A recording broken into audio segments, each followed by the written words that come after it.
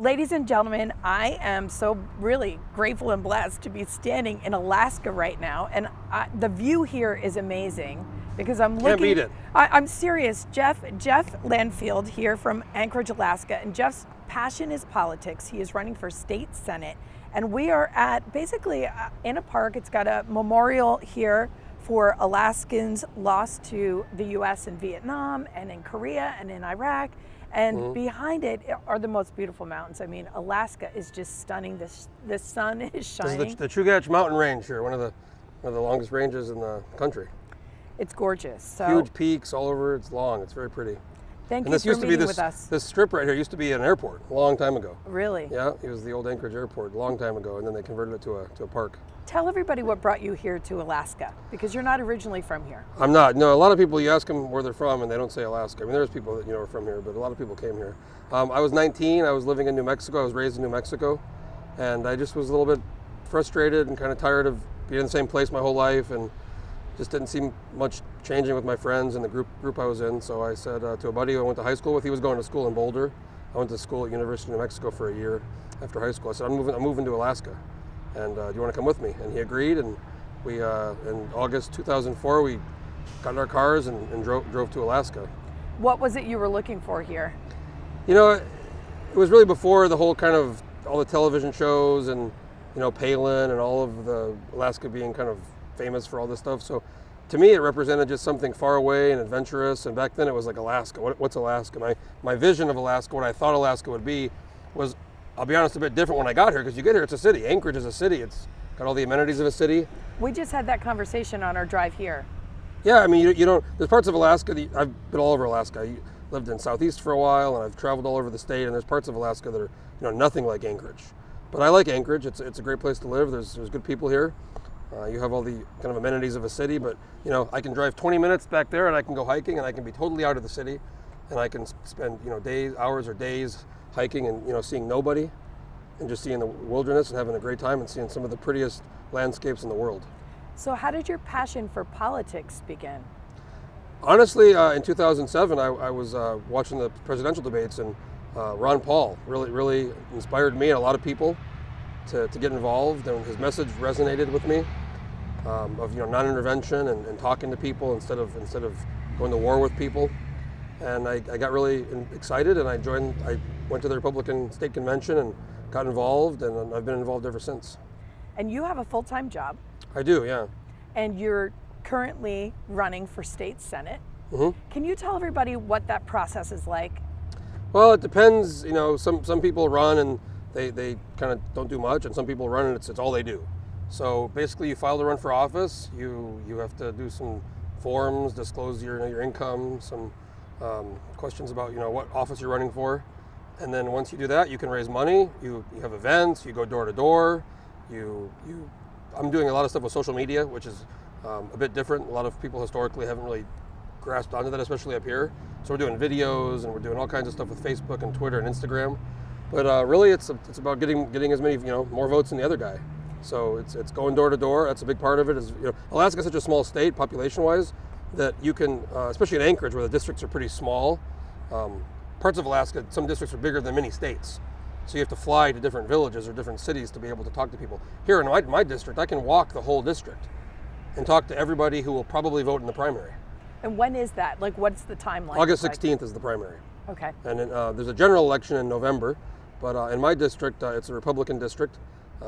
It's Republican favored. So really the primary is the real battle for the election. And you're talking my audience who says, I have a passion for politics. I've always thought about running. I can't tell you how many people I've met in my life. Yeah, no, me too. Right, who say they're going to, right, but then just don't do it. What advice do you have for them on that front? Like, what do they need? I would say if you're interested, if you're frustrated and fed up like I am and a lot of people are right now, and we can see this in the country, just do it. Just look at the process. It doesn't cost a lot. You have to raise money, and that's the hard part. But just to file and run isn't very expensive. One of the ways you're raising money is with your hat, Make Alaska Great Again. People can buy that hat. So we all know Trump, Make America Great Again. A friend of mine, kind of as a one-off, as a joke, said you should get a hat that says Make Alaska Great Again. Because I'm an outsider, I'm kind of not really part of the club, I call it, the establishment. But I'm not a billionaire. I don't have a lot of money. It would be great if I did. But I got this hat, and I bought a few of them, and I kind of passed them out, and people just went nuts. Everybody I talk to, almost everybody wants a hat. And it doesn't matter if they agree with me or don't agree with me. It's just kind of a benign term. It doesn't relate directly to me. If I put my name on the hat, I think it would have been probably less popular. Right, but, right. But people who might hate me or might love me or might love my positions or hate them, they want the hat. How do you get that hat? You can go on my Facebook. I just ordered a bunch more because I'm out. But you can go on my Facebook and send me a message, or go on my website, jefflandfield.com, and you can donate $25 and I'll mail you one. Okay, that's really cool. So what kind of hesitations or challenges did you have? Because I'm sure you had to say to yourself, okay, what will this look like if I am part of the state Senate or if I run? So what kind of hesitations? Well, I ran for the same seat in 2012. Okay. And I didn't win. I got 45% against a very powerful entrenched incumbent, and I had very little money. And I shocked a lot of people because most folks thought I was going to get 20% or 30%. I worked really hard. And since then, I've been really involved in the community and on some boards and some, involved in my community council. And I knew I was pretty sure I was going to run again. And our state's in a real financial trouble right now. We're having a big deficit. Price of oil is down. Our structural part of the way the state receives revenue is in real jeopardy. And that's what I ran on last time. And the price of oil was really high, and people didn't care too much because a lot of money was coming in, way more than we needed. So we just kept spending it, and people didn't care. And now we're in trouble, and now people care more. But I don't trust those people to fix the problems they created. So, but part of the issue I have is there's kind of a club of people who donate money to candidates and who support candidates and who get people elected, and I'm not part of that. I know these people. I'm friends with a lot of them. I know who they are, but they don't support me. They support my opponent, and for a variety of reasons. But that's really the only challenge I've had is that getting support from those people means you raise money, and money helps in politics, but it's not the only factor. If you have no money, it's hard. But if you have a certain amount of money to get your message out, then, we had a guy last year run for mayor. He had crazy money, way more than anybody else, and he got fourth because he just wasn't likable by the voters. What do you think you're learning about yourself here through this process? I mean, especially because you didn't win the first time and you're back again. I've learned that I don't take myself too seriously, but I take the issues, very seriously, and I had a bit of I wouldn't even call it a scandal, but I guess it was a scandal about a year ago. A year and a half ago, I was appointed to this commission by the governor, a new governor who just got elected. And I'm 31, work hard and I play hard, and I go to Vegas a lot, and I love to wear my Speedo, right? I love to wear the Speedo. So I wear it like a bikini bathing suit? Even a mankini sometimes I wear, right? I go to the pool, it's fun, it's Vegas. A lot of girls want to take pictures with me, so I put them on my Facebook. People know me, they've been there forever. They know the pictures existed. Well, the commission I got put on by the governor was actually, the confirmation would have been overseen by the person I ran against last time, who I almost beat, who doesn't like me. So these pictures, kind of my pictures, got shopped around the Capitol, and I was asked to step down from the commission. But I didn't want to do that because I don't want to be bullied. I knew what it was about, and I said, I'm not going to do it. So they pulled me off anyways. And reporters knew this was going on, everybody kind of figured it out, and it became a big thing. It was Speedo-gate, it was on Twitter, it was trending. Huffington Post wrote an article about it. Google Jeff Landfield, there's a really good article, bunch of articles and pictures. But I just, I don't take myself too seriously, but I take our problems very seriously. And I think we have a lot of people who look really good on the surface, who would never do anything like that, but who create big troubles for us and problems, and they do corrupt things, and they support corrupt deals. But they look good, and people say, oh well, look at them, they're a senator, they're a representative, so they're okay. You were just out doing you. I was just doing me. I was in Vegas. What do you do in Vegas? You have a good time. And I'm, part of the controversy, part of the question that got raised was, in the age of digital media and social media, people my age, I'm 31, I grew up with this stuff. How do people like us run for office when we all have pictures out there of something, even if it's not your picture, if someone took a picture of you doing something and they posted it on Facebook or Instagram, that's out there. So my thing is, be transparent, don't hide who you are, don't do things illegal, don't do bad things, but don't hide who you are. And I've tried to do really hard to differentiate myself, not different, say here's me publicly, here's me privately, but it's really kind of not two different people. I love that. I love that. And people, I tell you, people like, people who are genuine. Authenticity. Authentic. And I talk to when this whole thing happened, a lot of people said, "Oh, he's done. Put a fork in him. You know, it's over." But the people that I talk to who know about it, they aren't. A lot of them are really supportive. And not only that, look at all the different things people have traveled through who are in the spotlight, whether they're politicians or not, and they continue on regardless. I mean, you're just talking about a Speedo in Vegas. The public has it's sad sometimes. The public has a very short-term memory. You know, people can do really bad things, horrible things, and then, you know, years go by and people forget about it. Right. So I'm all about getting people to act. And I believe, just like I said, that you had to envision what it would be like if you ran and if you did get the seat. And then you explore what it would take to do that. And then you execute that plan and take the first step. So what advice can you give people on that front? I would say if you're interested in running for office, you know, look at obviously where you live, look at what you want to run for. There's local, there's state, there's federal. Look at the office and look at how you need to win. And there's demographics play a part of it. You know, if you're a Republican in a very Democratic district, or if you're a Democrat in a very Republican district, I mean, that provides its own, you know, unique set of challenges. So look at what you want to do. Do you care about city level politics, state level, national level? Decide where what office you want to run for. Talk to people in the community. Don't just do it on your own. Talk to friends and family and people who know how this stuff works and get advice. I've done a lot of that. I talk to a lot of people and I rely on their advice.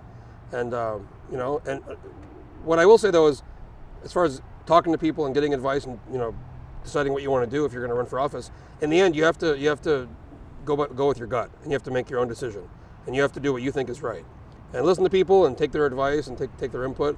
But in the end, if you want to do something and if you feel passionate about it, you should do it. And I think if you don't, then you're not the right person for the job. Right. That's part of being in politics. I've had a lot of pressure from people to run for a different office. It's kind of a long story, but I just don't want to do that. I don't want to run. I want to run for the office I'm running for, not the other one. And I wouldn't be in that race. My heart wouldn't be in it. I wouldn't be passionate to do that. And this is the race I want to be in, and this is the one that I think I can win. And, you know, I personally, I'm kind of a high risk, high reward person. And for me, if I can pull this off, it'll send a big message, not just to the city here, but to the state about, you know, what kind of people could. I always joke, if I win, anybody can win, right? What do you think about? I cannot be here and not ask you what you think about Sarah Palin. Oh yeah, you know, Sarah Palin is a very controversial figure here. She's not very popular in the state. She quit her job as governor after she ran for vice president 2 years into her term. A lot of things she just, and even since then, when she was governor, you know, if you Google her and look at her speeches when she was governor, she sounded more reasonable, not crazy, and not kind of all over the place and frantic. And now you see her, and you're just like, what's going on here? What's she saying? You know, she was at the right place at the right time, and there was a lot of corruption going on in our state, and there was some legislators went to jail, and she was seen as kind of the anti-corruption person, and she became governor, and did some things that weren't very popular with a lot of people, and then she quit being governor 2 years into her term. So, you know, she's done a lot for the state. I mean, she kind of put Alaska on the map in a lot of ways. I was in, no joke, I was in China in 2008, right in October, right around Halloween. And this is not even a joke. And I was in this train station in Guangzhou. I was going back to Hong Kong, sitting next to this guy from Tanzania. We're talking, he was there for some trade show and he was doing business. And, you know, I asked him where he was from, Tanzania. Oh, it's cool, you know, Africa. And he goes, where are you from? And I go, I'm from Alaska. And the guy stands up, I swear to God, he goes, oh my God, do you know Sarah Palin? And I was like, wow, I mean, this is amazing. This is in China, talking to a guy from Africa, from Tanzania, asking me about Sarah Palin. It was at the height of the campaign. Right. But this is just, I'll never forget that. You know, we were in Iowa, and I had the pleasure of interviewing two friends, and they're very good friends, who are kind of powerhouses on each side of the platform. So it was really cool because, just like you are saying right now, when I asked you to give my audience advice, you said no matter what party, just get out and get involved and do what's true and what's authentic for you. So I think that's awesome, and I just want to thank you so much for meeting with us today. Yeah, no, I appreciate it. I really think it's great what you guys are doing. I've always thought traveling is great, and if more people traveled more in the country and around the world, I think we'd all have a much better outlook on what's going on, and it would make a lot more, it would make things easier to understand for a lot of people. And I think your set of eyes from all the traveling you've done is something that you're bringing back here for Alaska. Oh yeah, no, I mean, I've told people travel, and even if it's not for a long time or if it's not anywhere far, it's good to meet new people and get different perspectives, and it really kind of broadens your image and view of the world. Jeff Landfield, thank you so much. Thank you so much. I appreciate you guys doing this, and Awesome. thanks for being here.